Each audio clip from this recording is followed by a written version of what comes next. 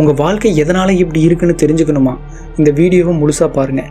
இப்போ நீங்கள் வாழக்கூடிய இந்த வாழ்க்கை இந்த செகண்ட் வரைக்கும் நீங்கள் யாராக இருந்தீங்களோ அதோட ரிஃப்ளெக்ஷன் தான்.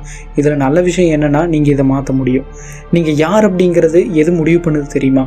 உங்களுடைய எண்ணங்கள், உங்களுடைய நம்பிக்கைகள், உங்களுடைய உணர்வுகள், இதெல்லாம் சேர்ந்து தான் ஃப்ரீக்வன்சியாக மாறுது.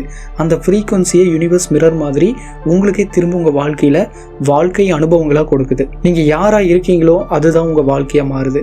ஆனால் நம்ம என்ன நினைக்கிறோம் அப்படின்னா, பேங்க் பேலன்ஸ் தான் எனக்கு இருக்கக்கூடிய இன்செக்யூரிட்டியாக இருக்குது, பணம் நிறைய இருந்ததுன்னா நான் ஏன் இப்படி உணர போகிறேன், இந்த நபர் தான் என்னை அடிக்கடி கோவப்படுத்துகிறாங்க, நான் அமைதியாக இருக்கணும் அப்படின்னு தான் நினைக்கிறேன், ஆனால் இவங்க விட மாட்டேன்றாங்க அப்படின்னு சொல்லுவோம். இங்கே மிரர் எதையுமே உருவாக்காது, அது நடக்கக்கூடியதை அப்படியே ரிஃப்ளெக்ட் பண்ணும். இதையே தான் இந்த யூனிவர்ஸும் பண்ணுது. உள்ள பயம் இருந்தால் வெளியே பிரச்சனை தான் வரும், உள்ள கான்ஃபிடென்ட் இருந்தால் வெளியே ஆப்பர்ச்சுனிட்டி வரும். வெளி உலகத்தை மாற்ற முயற்சி பண்ணாதீங்க, உங்களுக்குள்ள மாற்றத்தை உருவாக்க முயற்சி பண்ணுங்க.